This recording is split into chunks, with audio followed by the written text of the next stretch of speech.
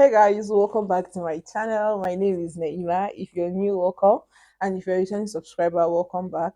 So you are in a polygamy marriage. You are a first, second, third, or fourth wife, and you're just wondering if you really is in a good polygamy marriage, and because you're having a lot of problems which you shouldn't have, or which you think you shouldn't have, but you're having them and you're just tired, you're fed up, you're exhausted, it is tiring, and you keep asking yourself, am I really in a good marriage? Am I really in a good poly marriage? Do I want this for myself? Is this what I really want for myself? It can be tiring if you are in a poly marriage. Even a mono marriage is tiring, not talk of a poly marriage when you know there is a second woman in that marriage, or in that home, that is also your husband's wife, your husband's legal wife. So yeah, I am here to those attributes, or those things you should look out for if you want to be sure if you are in a polygamy or in a poly marriage. The first thing is you are involved in whatever decision taken for the family. This mostly comes up when you live with your co-wife, and any main decision taken in that family, you are aware of them. No be the one wey be say your husband can just come up and say we are relocating, or I am changing the children's school without your knowledge, and he must have discussed that with your co-wife, whether an initial or a subsequent wife. He must have discussed that with her and never discussed it with you, and at that point you really have no choice, you really do not have no choice than to just accept the school. You just have no choice than to just agree, because your co-wife is okay with the school, and you cannot do anything to change his mind. If you are being involved in decision making in your home or in your poly marriage, he doesn't remind you always that you are not the only wife here. Do you get?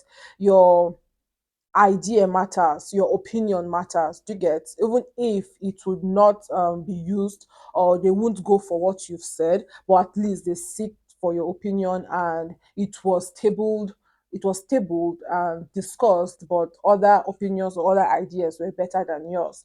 So that is one way you would know if you're in a good poly marriage. The second one is he never badmouths your co-wife to you. Any man, trust me, any man on this earth that badmouths your co-wife to you is also badmouthing you to your co-wife. Don't be over the moon because your husband is badmouthing your co-wife to you. Don't think you are the better wife. Don't think he loves you more, or don't think he is more comfortable around you. That is why reason why he badmouths his other wife.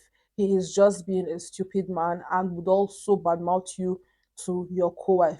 But don't even give in that kind of listening ears. When you, as soon as you start hearing him say something bad about your co-wife, just shut him up, or just change the topic and say something different. But do not listen to him badmouth your co-wife, because trust me, that nigga is also badmouthing you to your co-wife, and it is not something you would want to get involved in, right?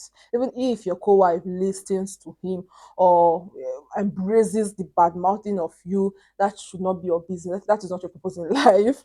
And yeah, that is one way you can also know if you are in a good poly marriage. The next one is every wife in a poly marriage is equal. Whether you are an initial or a subsequent wife, you are equal. No one has the right over the other. Trust me, nobody has the right over another. You cannot say because I am the initial wife, I have to have a bigger house. But you only have a bigger house if you have more children. Do you get? But as long as you both have three children, or same number of children, then you are entitled to same size of house, or same whatever you will be given by your husband. You have no right to think you would be getting a preferential treatment because you are the new wife. Nobody, no, you are not getting any preferential treatment. You will be treated just as the initial wife is being treated.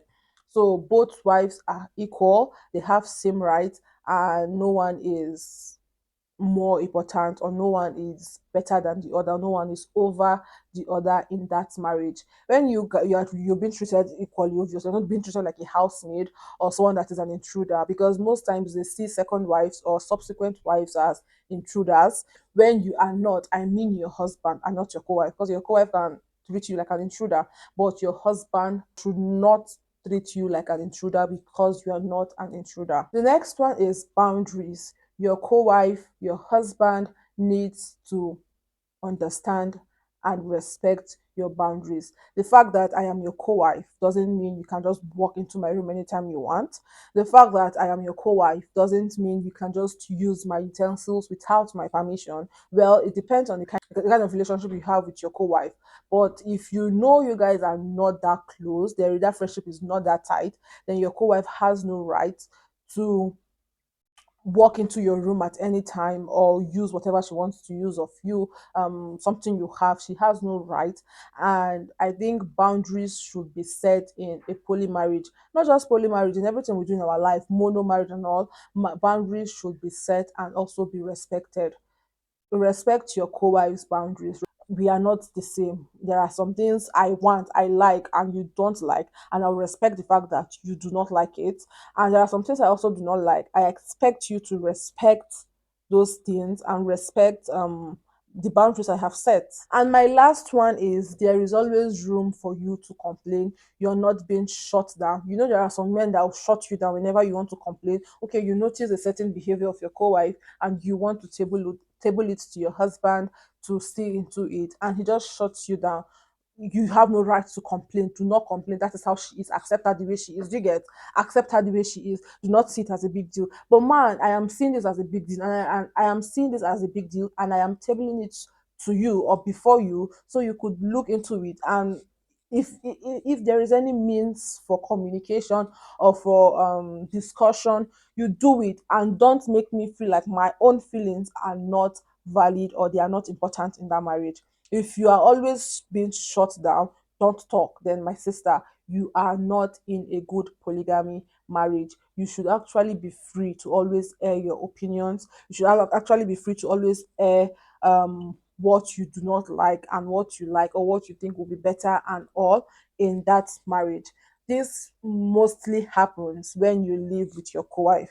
If you guys live separately, I think there will be little or no issues to deal with. But if you stay together, you live in same house or same compound, then all of this should come to play, and you should be smart about everything, because I keep telling people polygamy is not an easy thing to do. Polygamy is, if you need 90% of patience in your monogamy marriage, then trust me, you need times two, times three of that patience in your poly marriage. You need to be smart when handling issues. It is one thing I have learned from my past poly marriage.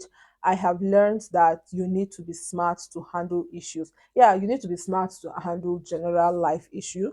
Polygamy own in particular, you need to be extremely smart to handle polygamy issues. Otherwise, you just keep having issues with your husband because of your co-wife, or you just keep having issues with your co-wife because of your husband. I hope you've been able to pick one or two from this video. Please like, share, drop a comment, and see you next time in my video. Bye.